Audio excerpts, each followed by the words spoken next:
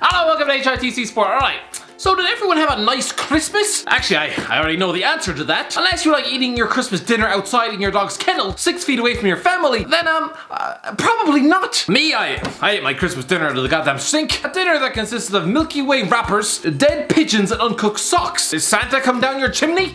The only thing that ended up in my fireplace was a pool full of vomit. You ever try to actually digest a Milky Way wrapper? You're probably up to your eyeballs in Christmas movies right now, right? Oh yes, Jim Carrey as the Grinch. If I wanted to watch a middle-aged man make sexual advances towards his pet dog, then I'd just visit Shane Dawson's Twitch account. Apparently Home Alone is a Christmas classic. Oh yes, Joe Pesci from Goodfellas being outwitted by Michael Jackson's Wet Dream. I caught the final 20 minutes of beloved movie Elf the other night, and honestly, I felt like punching myself in the face with a ketchup bottle. Because honestly, a broken nose is still less painful than watching Will Ferrell waddle about in an elf costume for 40 goddamn minutes. And I swear to God, if I hear one more Michael Bublé Christmas track on the radio, I think I might actually puncture my liver with a spoon. We talk about Michu and Papi Cisse as one season wonders. This man is the definition of one season wonder.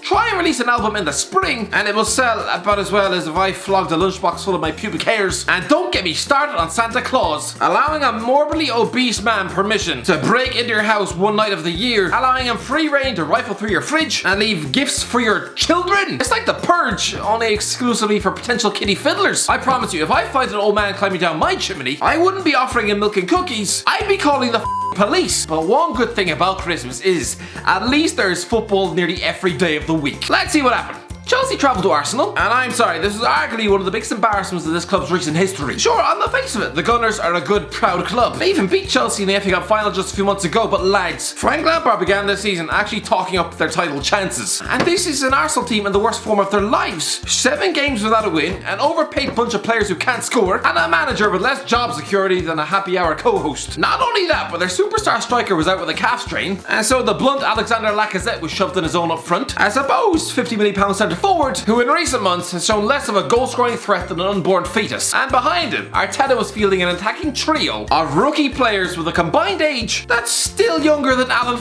Pardew. When Arsenal last won their league title, these guys were still watching Peppa Pig in their nappies and drinking milk out of their mother's belly button. And in defence, oh good Christ, I'm sorry, but any Arsenal fan watching Arteta feel the centre-back partnership of Rob Holding and Pablo Mari, and captained by a guy who has more difficulty taking throw-ins than Stephen Hawking has playing tennis. Christ above, those poor fans probably spent the entire Christmas day with a pit of dread in their stomach. I wouldn't be surprised if they'd spent the previous night getting sick in the fireplace. But no, fair play, the kids actually tore Chelsea apart. Sure, they were given a dubious penalty which Lacazette slotted in the first half, but then there was a smashing free kick from Granit Xhaka, a Bukayo Saka cross which somehow ended up in the top corner. He tried to insist that he meant it, prompting a Twitter response from the man nobody asked. You're too funny, man, liar! Now, I'm not some sexually frustrated librarian or anything, but if a 25-year-old adult man is misspelling the word your and forgets how many O's are in the word two, then it proves to me that Jack Grealish is missing at least 3/4 of his brain. Frank Lampard was taught a managerial lesson, but how? Arteta is hanging onto his job by the fibres of his own mustache. This is a club in a ditch, an apparent relegation battle with Big Sam, while Chelsea are supposed to be aiming for the title. Chelsea just got utterly roasted by a bunch of children who 5 years ago were probably writing letters to Santa Claus asking for a pack of Pokemon cards. But let's just look at reality for a second. Chelsea fans talked big after their summer transfer shopping, a bit like that rich kid who arrives back at school after the holidays with a brand new diamond earring, the latest Yeezys, and a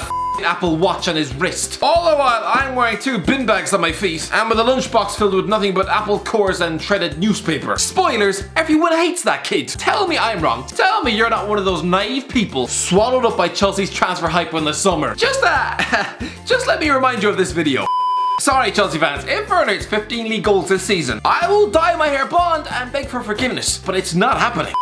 Cue the response. My prediction, Irish guy will dye his hair blonde and beg for forgiveness. Can't wait for Pulisic to push Werner to 15 goals. Looking forward to the blonde hair, Irish guy. Get ready to dye your hair, fam. Hey, Werner's almost at 15. Can't wait to see your blonde hair. Lads, we all accept Alvaro Morata was an overpriced donkey at Stamford Bridge. There was more chance of John Terry winding up eating Christmas dinner in Anton Ferdinand's kitchen than there was of Morata ever winning the Golden Boot. But still, in his first 15 league games for the club, he had 9 goals as opposed to Werner's 4. Spending £50 million on Timo Werner. I haven't seen such financial recklessness recklessness since True Geordie got that coral deal. He's a very good player, but if you are Chelsea Football Club with an actual striker's curse that probably belongs in an episode of Scooby-Doo, then you should not be chucking that paycheck at centre forwards. And especially not when you choose to play him out of position on the left bastard wing. It's like a lonely comic book nerd buying a mail order bribe from Israel off the internet, only to just stick her in goal for his local five-a-side league. It doesn't really make sense. Anyway, what else? Man United turned up at Leicester and carved out a 2-2 draw. A 2-2 draw that moved Leicester City into second place in the league. An inconsistent Leicester team who've lost home to West Ham, Aston Villa, Fulham and Everton. This Premier League season does not make any sense. Now Everton are second in the league after squeaking a 1-0 win at Sheffield United. But it was only 5 minutes ago Toffee's fans had decided that Carlo Ancelotti was a washed up old pensioner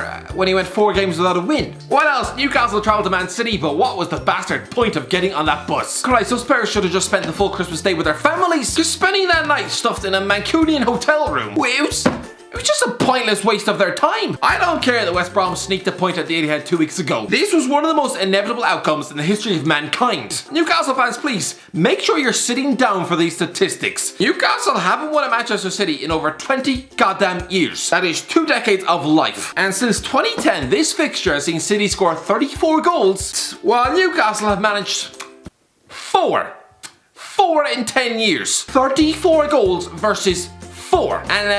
And it gets worse. Since City's takeover in 2008, Newcastle have had 22 shots on target in this stadium. 22 attempts in 12 bastard years.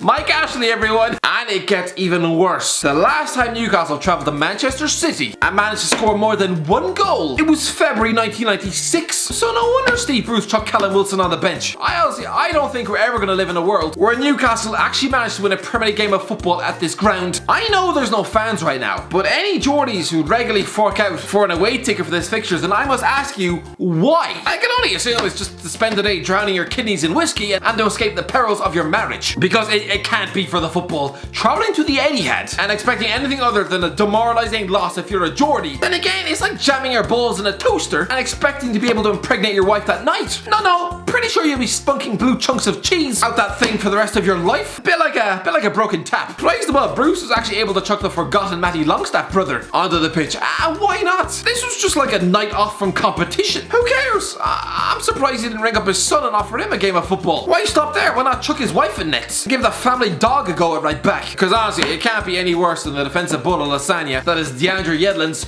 career. What else? Crystal Palace travelled to Villa Park, and yes, they went 1-0 down to an early Bertrand Traore goal, but they must have licked their lips at Tyrone Mings sending off in the first half. Because the last time this team had a one-man advantage for a Premier League match, they ended up winning the game by 4 goddamn goals. Here though, they nearly lost by 4 goddamn goals. I'm sorry, but if you're 11 on 10 for 45 minutes, nearly an hour, you need to be allowing the likes of Wilfred Zaha to enjoy his space and destroy your opponents with it. Instead, Villa were the team who somehow wound up 3-0 winners, and with 21 attempts at goal. How?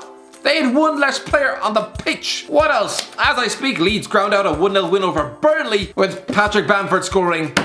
Yet again, lads, I promise you, whatever about me going blonde for Werner, I cannot having Patrick Bamford tattoo on my body. No, they're 11th. Okay, just stay there. Anyway, that kind of rounds up the football for now. But hey, stay tuned, lads. There's football on tomorrow. There's football on today. Oh, it's gonna be a busy week. Also, once Mauricio Pochettino is confirmed to PSG, I've got a lot to say about that one. Anyway, if you enjoyed the video, don't forget to like, share, subscribe, and as always, I'll talk to you in a while.